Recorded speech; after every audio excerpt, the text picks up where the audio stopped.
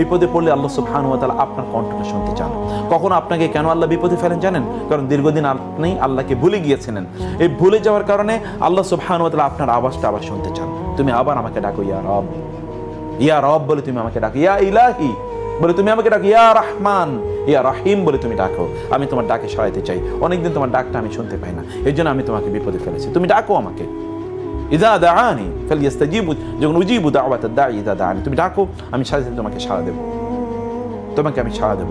রাতের অন্ধকারে যখন আপনি কষ্টে আছেন, তখন আপনি বালিশের মধ্যে বালিশে শুয়ে শুয়ে অশ্রু না ফেলে সেজদায় দাঁড়িয়ে যান, আপনি সেজদায় লুটিয়ে পড়েন, নামাজে দাঁড়িয়ে যান, সেখানে 2 ফোঁটা চোখের পানি ফেলেন, অথবা আল্লাহর সামনে অন্যের কথা কষ্ট, অন্যের দেয়া কষ্টের কথা মনে করে আপনি চোখের পানি ওইভাবে না ফেলে আপনি যদি মহান আল্লাহ সুবহানাহু ওয়া তাআলার কাছে আবেদন করতে গিয়ে ফেলেন, তাহলে আল্লাহ সুবহানাহু ওয়া তাআলা আপনার সকল প্রয়োজন মিটিয়ে দেবেন।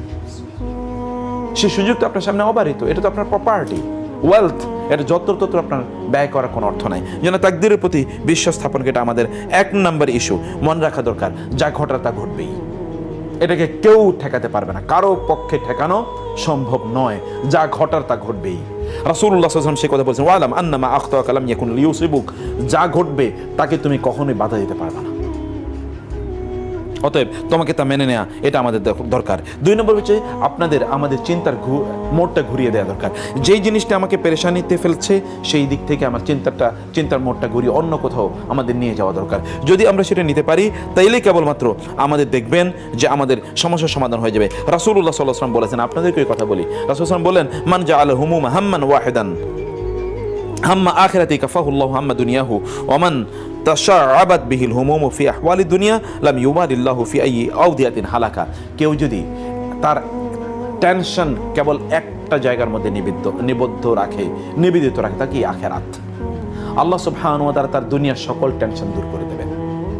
যদি আখিরাত কেন্দ্রিক তার টেনশন থাকে, আর কেউ যদি কেবল দুনিয়া কেন্দ্রিক টেনশনে থাকে, তাহলে আল্লাহ সুবহানাহু ওয়া তাআলা এটাতে কোনো ভ্রুক্ষেপই করেন না। ও কোথায় গিয়া মারা গেল, কোথায় ধ্বংস হলো, আল্লাহ এটা ভ্রুক্ষেপই করেন। ফি আইয়ি আওদিয়াতিন হালাক, সে কোন ভ্যালি, কোন উপত্যকায়, কোন প্রান্তে, কোন পথে সে মারা পড়লো, এটা আল্লাহ সুবহানাহু ওয়া তাআলা এটাকে আল্লাহ ভ্রুক্ষেপই করেন না। যেন আমাদের আখিরাত কেন্দ্রিক চিন্তাই কেবলমাত্র আমাদের সকল অ্যাংজাইটি, ফ্রাস্ট্রেশন, টেনশন এগুলোকে দূর করে দিতে পারে। 3 নম্বর কি, আপনার চেয়ে যাদের অবস্থা অনেক খারাপ, যেটা আমরা গত ইয়েতে বলেছিলাম, তাদের দিকে একবার তাকান, একটু অন্যের দিকে তাকান। আপনি কমপক্ষে আপনার এমন একটা প্রপার্টি আছে। একজন সালাফের কাছে একজন ব্যক্তি এসে বললেন যে আমার তো কোনো টাকা পয়সা নেই, আমার কিছু ভিক্ষা দেন।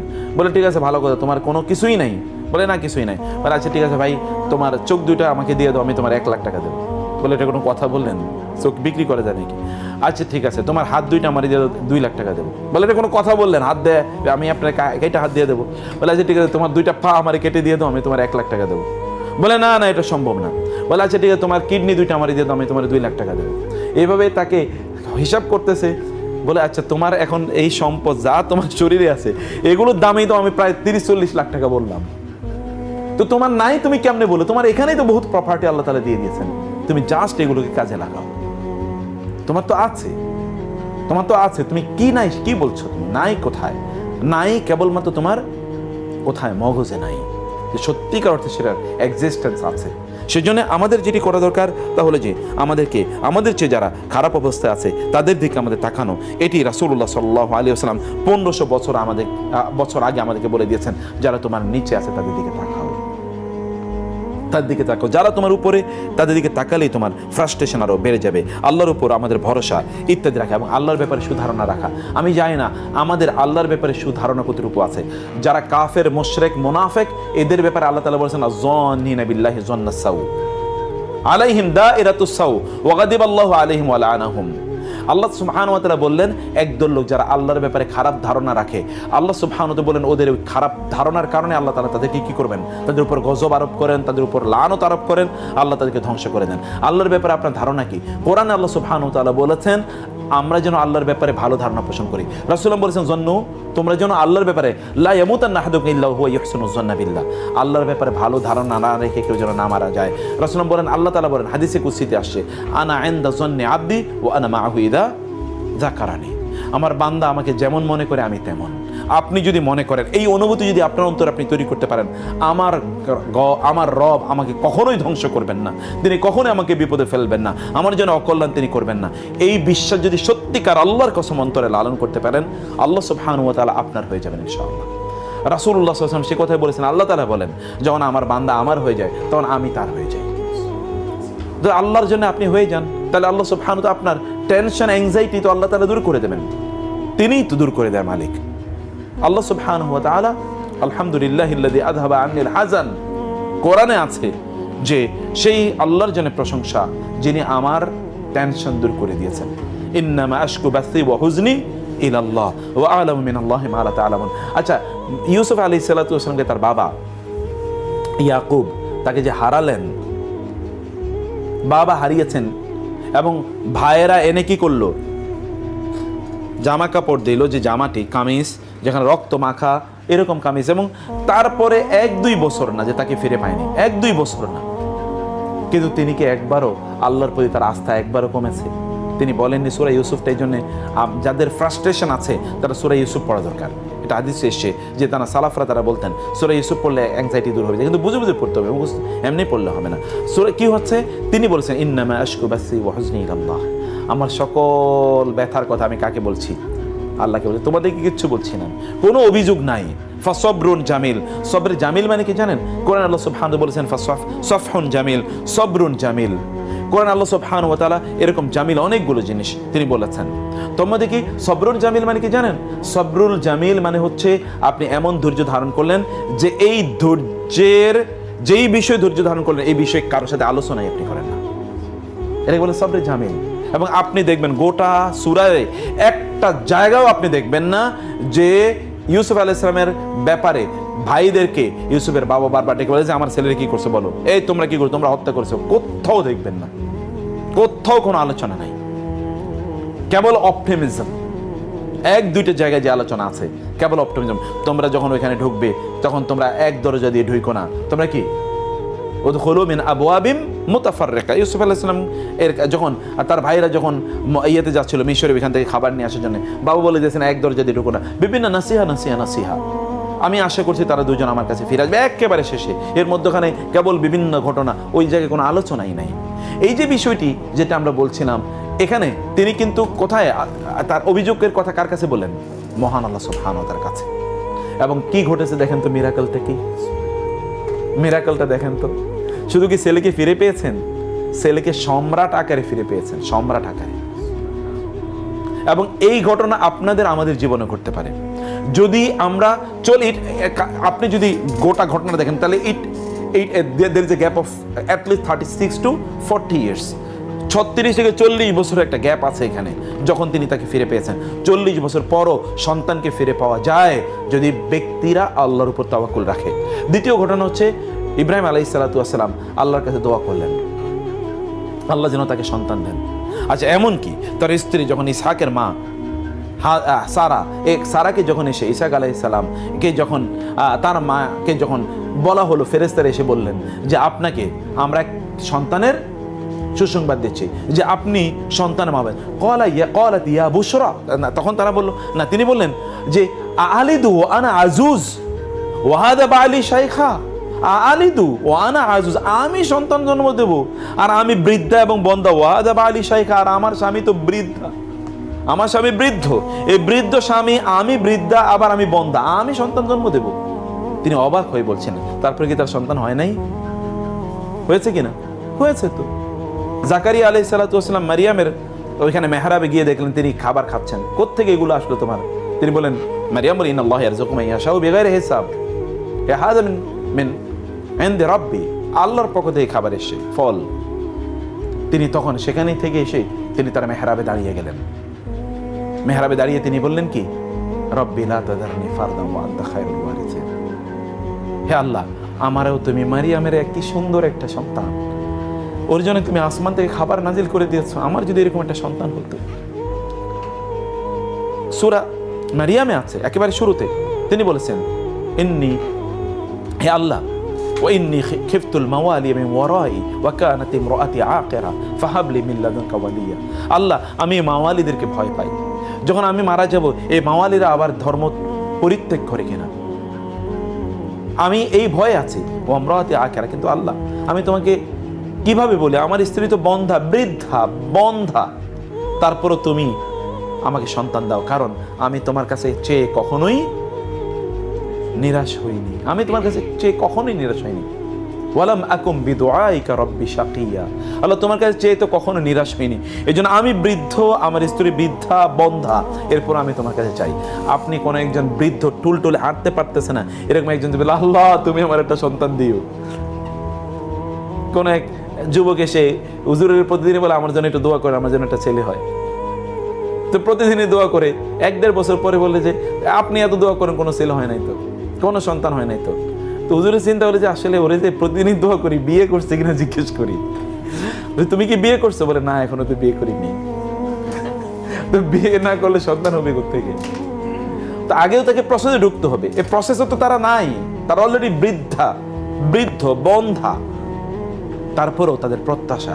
যদি কেউ প্রত্যাশা আল্লাহর কাছে করতে পারে, তাহলে মরুভূমিতে আল্লাহ সুবহানাহু ওয়া তাআলা কি ফুল এবং ফল তৈরি করে দিতে পারেন না? অতএব সেটি আল্লাহ সুবহানাহু করে দিতে পারেন যদি আমরা সত্যিকার অর্থে আল্লাহ সুবহানাহু কাছে সেভাবে চাইতে পারি। এরপরে যেটা বলতে তা হলো যে ধৈর্য ধারণ করা।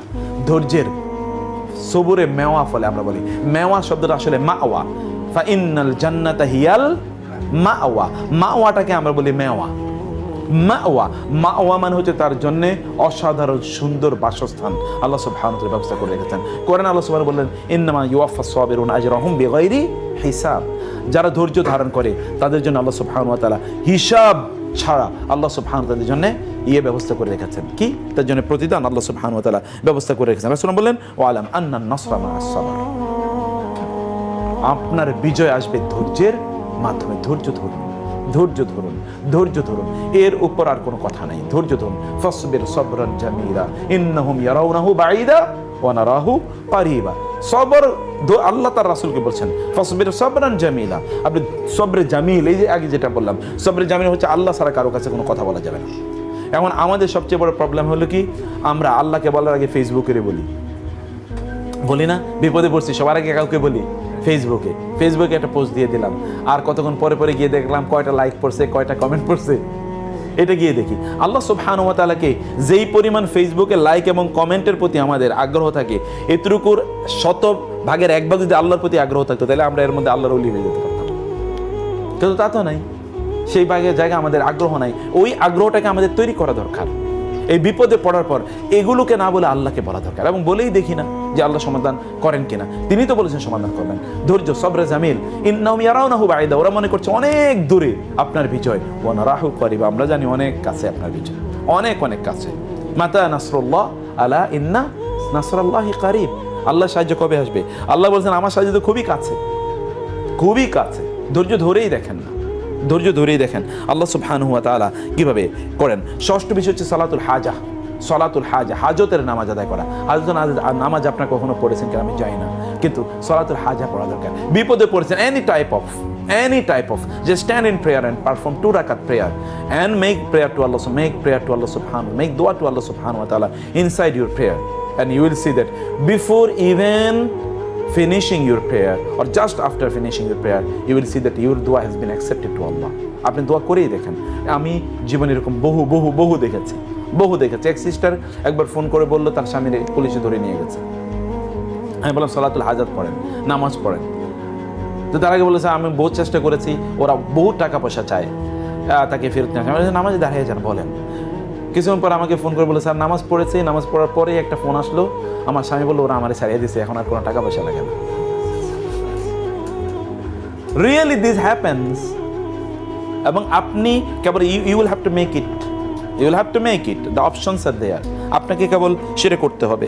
সালাতুল হাজাত পড়ুন। রাসূলুল্লাহ সাল্লাল্লাহু যখনই তিনি কোনো বিপদ আঁচ করতেন তখন তিনি নামাজে দাঁড়িয়ে যেতেন। বদরের আগে দেখেন না, তিনি নামাজে দাঁড়িয়ে গেলেন, সারা রাত তিনি নামাজ পড়লেন, তিনি আল্লাহর কাছে দোয়া করলেন। আবু বকর রাদিয়াল্লাহু তাআলা আনহু তার মাথার কাপড়টা পড়ে গিয়েছিল, এই কাপড়টা তুলে দিয়ে বলেন কাফা ইয়া রাসূলুল্লাহ, যথেষ্ট হয়েছে, আল্লাহ সুবহানাহু ওয়া তাআলা আপনার দোয়া কবুল করে নিয়েছেন। রাসূল সারা রাত দোয়া করেছেন, আল্লাহ কবুল করবেন না, তা তো হতেই পারে না। অপটিমিজম, দোয়া কবুল হয়ে গেছে। এবং পরের দিন তো আমরা জানি যুদ্ধের ময়দানে কি হলো। নিরস্ত্র লোক, এগুলো কোনোদিন যুদ্ধ করে নাই, তাদের সামনে ওরা প্রশিক্ষিত অস্ত্রধারীরা দাঁড়াতেই পারে নাই। তারা পালিয়ে যুদ্ধের ময়দান থেকে চলে যায়। বদরের যুদ্ধ, the most eventful battle in the history of the prophet, history of Islam, turning point যেটাকে বলা হয় ইসলামের ইতিহাসে।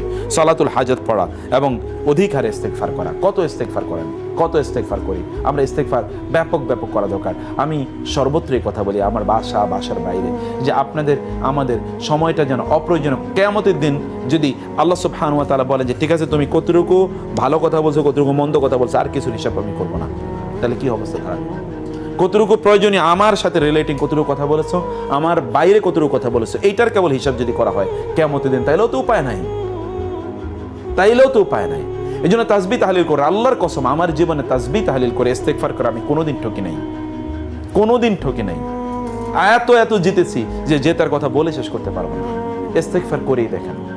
দুটো জিনিস, একটা হলো ইস্তেগফার, একটা হলো দুরুদ, রাসূল সাল্লাল্লাহু আলাইহি ওয়াসাল্লামের উপর দুরুদ। বিশ্বাস করেন কখনো আমার ড্রাইভার এখানে ও নাই, ও বলতে পারতো, অথবা ধরেন টেলিভিশনে লাইভ হচ্ছে 4টায়, আমরা যেই রাস্তায় আছি তাতে 4:30টায় গিয়ে পৌঁছতে পারবো না।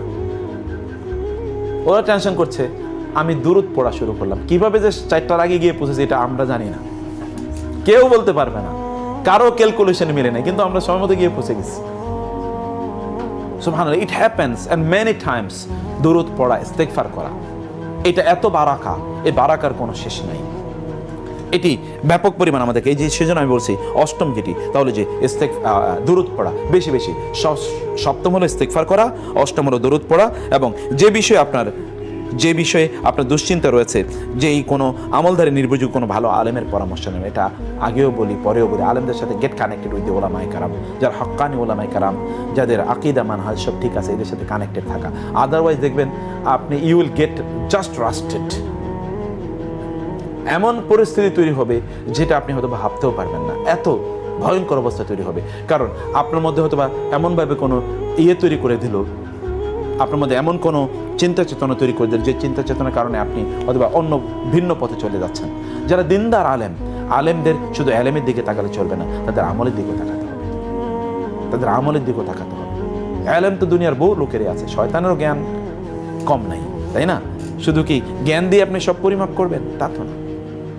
জ্ঞানের চেয়ে আমলের মূল্য কম নয়। সাহাবায়ে কেরামের জ্ঞান আপনাদের চেয়ে বেশি ছিল বলে মনে করেন আপনারা? অধিকাংশ সাহাবীরা কিন্তু আপনাদের চেয়ে বেশি জানতেন না। আমি হলফ করে বললাম, অন রেকর্ড বললাম, অধিকাংশ সাহাবায়ে কেরামের জ্ঞান আপনাদের চেয়ে বেশি ছিল না। আচ্ছা, অনেক সাহাবী এসে কি কথা বলেন নাই, ইয়া রাসূলুল্লাহ আমাকে শুধু একটা আমলের কথা বলেন, এর চেয়ে বেশি করার আমার কোনো সুযোগ নেই, এর চেয়ে বেশি করতে পারবো না, মনেও রাখতে পারবো না, করতেও পারবো না, একটা বেশি। তিনি বলেন কুল লা ইলাহা ইল্লাল্লাহ সুম্মা ইসতাকিম, লা ইলাহা ইল্লাল্লাহ বলো, তারপরে এর উপরে কায়েম থাকো। একজন এসে বলেন বেদুইন, ইয়া রাসূলুল্লাহ আমাকে কিছু আমলের কথা বলেন, যা বলবেন তাই করবো, কিন্তু বেশি করতে পারবো না। তিনি বলেন 5 ওয়াক্ত নামাজ পড়বা, যাকাত ফরজ হলে যাকাত দেবা, আর কি রোজা রাখবা, আর হজ ফরজ হলে হজ করবা। তিনি চলে যাচ্ছেন, যাওয়ার সময় কি বলছেন? বুখারী হাদিস, ওয়াল্লাহি লা আযিদু আলা হাযা শাইআ, ওয়াল্লাহি লা আযিদু আলা হাযা ওয়ালা আনকুসু মিনহু শাইআ। আল্লাহর কসম আপনি যা বলছেন তার চেয়ে একটু বেশি করব না, তবে একটু কমও করব না। আপনি যা বলেছেন তার চেয়ে একটু বেশি করব না, কিন্তু একটু কমও করব না। রাসূল সাল্লাল্লাহু আলাইহি ওয়াসাল্লাম কি বলেন জানেন? সাহাবায়ে কেরামকে লক্ষ্য করে, মান সাররাহু আন ইয়ানজুরা ইলা রাজুলিন মিন আহলিল জান্নাহ ফালইয়ানজুর ইলা হাযা। তোমাদের কারো যদি কোনো জান্নাতি লোকের দেখতে মনে চায়, তাহলে এই লোকটার দিকে তাকাও।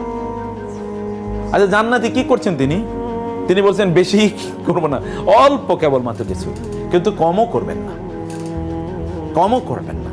মানুষ তাদের যেই পরিধি, তাদের কাজের যে পরিধি, এই পরিধিটা মানুষের জানা দরকার। পরিধি কেবলমাত্র যদি তারা জানেন, তাইলেই তারা সেটি বুঝতে পারবেন। সেজন্য তাদের আমলের কথা আমি বলছি। আমি কথা অনেক সময় আপনাদেরকে বলি, সাহাবায়ে কেরামরা তারা এমন একটা সোসাইটিতে ছিল যেখানে পপুলেশন একেবারেই কি কম। তাদের বইপত্র ছিল না, কেবলমাত্র কোরআন রাসূলের কাছ থেকে তারা শুনতো। অধিকাংশ সময় তাদের কাজের বাইরে ছিলেন, বিভিন্ন জায়গায় তারা ছিলেন। এই রাসূলুল্লাহ সাল্লাল্লাহু আলাইহি ওয়াসাল্লামের এই সাহাবায়ে কেরাম তাদের কি ছিল? তারা যা শুনেছেন তাই আমল করেছেন, এর বাইরে কিছু তাদের করার সুযোগও ছিল না। তারা লাইফ নিয়ে তাদের স্ট্রাগল। তারা সেই সাহাবায়ে কেরাম রাদিয়াল্লাহু তাআলা আনহুম আজমাইন, তাদের অবস্থা 2-4 জন আবু হুরায়রা রাদিয়াল্লাহু তাআলা অন্যদের কথা বলে লাভ নাই, আমি ম্যাক্সিমামদের কথা বলছি, ম্যাক্সিমাম যাদের অবস্থা ছিল সেই সাহাবায়ে কেরাম রাদিয়াল্লাহু তাআলা আনহুম আজমাইন এই পৃথিবীর সবচেয়ে সেরা মানুষ। কারণ কি? কারণ হচ্ছে তাদের আমল, কারণ হচ্ছে তাদের আমল। তারা এসে কি নিয়ে প্রতিযোগিতা করতেন? আপনার এই কথা তো নিশ্চয়ই জানেন। সাহাবায়ে কেরামরা এসে তার মদিনার সাহাবীরা এসে বলেন, ইয়া রাসূলুল্লাহ, আমাদেরকে আপনি এমন কিছু আমলের কথা বলেন, কারণ এই যে ধনীরা এরা তো দান সাদাকা করে, আমরা দান সাদাকা, গরিব মানুষ দান সাদাকা করতে পারি না, এটা তো অনেক বেশি সওয়াব পেয়ে যাচ্ছে। আমাদের কিছু আমলের কথা বলেন যেন আমরা পিছিয়ে না যাই। দেখেন তো ইস্যুটা কি, আমরা যেন পিছিয়ে না যাই জান্নাতের প্রতিযোগিতায়। বলে ঠিক আছে, তোমরা তাহলে প্রত্যেক নামাজের পর কি করবে? 33 বার সুবহানাল্লাহ, 33 বার আলহামদুলিল্লাহ, 33 বার আল্লাহু আকবার, এটা তোমরা পড়বে। তাইলে যারা কেবলমাত্র তোমাদের মতো এগুলো করতে পারবে তারাই তোমাদের সমান আসবে, অন্যথায় তোমাদের সমান আর কেউ থাকতে পারবে না মর্যাদায়। গরিব সাহাবীরা কয়েকদিন পরে তারা এসে বলেন, ইয়া রাসূলুল্লাহ, আপনি বলছেন নামাজের পরে 33 বার এগুলো পড়ার জন্য, এগুলো তো ধনী সাহাবীরাও শুনে গেছে। এখন তো তারাই আমল করতেছে, এখন আমরাই আমল করতেছি, তাইলে আমরা তো আবার পিছিয়ে গেলাম। অবস্থাটা কি দেখেন তো, অবস্থাটা কি? তাদের জান্নাতে যাওয়ার আকুতিটা কোন জায়গায়, তার আকুতিটা, তার প্রায়োরিটিটা কোন জায়গায়, তার প্রেফারেন্সটা কোন জায়গায়, এগুলো নিয়ে তারা ব্যস্ত থাকলেন। এগুলো তাদের টেনশনের কারণ ছিল। অতএব এটি আমাদের কোনো আলেমের কাছে, ভালো মানুষের কাছে পরামর্শ চাইলে কখনোই হয় না, পরামর্শ চাওয়া লাগে। মা খাওয়া মানিস্তা সারা, ওমা নাদিমা মানিস্তা, মা খাওয়া মানিস্তা সারা। রাসূল সাল্লাল্লাহু আলাইহি ওয়াসাল্লাম বলেছেন,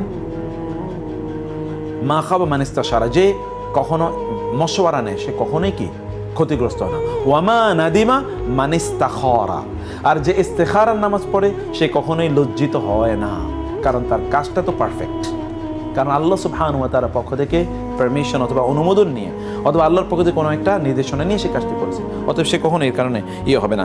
এবং সর্বশেষ আমি যেটি বলতে চাই, তাহলে যে অনেকগুলো দোয়া আছে কোরআন এবং সুন্নায়, সেই দোয়াগুলো আমাদের এই জায়গায় পড়া দরকার। তাইলে আমরা ইনশাআল্লাহ কেবলমাত্র আমরা এই যে দুশ্চিন্তা ইত্যাদি থেকে আমরা মুক্তি পেতে পারবো ইনশাআল্লাহ। আমরা সূরাতুদ দোহা নিয়ে আলোচনা করতে চাচ্ছিলাম। সূরাতুদ দোহা, এটি সালাতের সময় হয়ে গেছে, আমিও আজকে 1 ঘন্টা আমাদের দেরি হয়েছে। সূরাতুদ দোহাতে আল্লাহ সুবহানাহু ওয়া তাআলা, সূরাতুদ দোহা আমি একেবারে শব্দ ধরে ধরে একটা একাডেমিক ডিসকাশন করতে চেয়েছিলাম।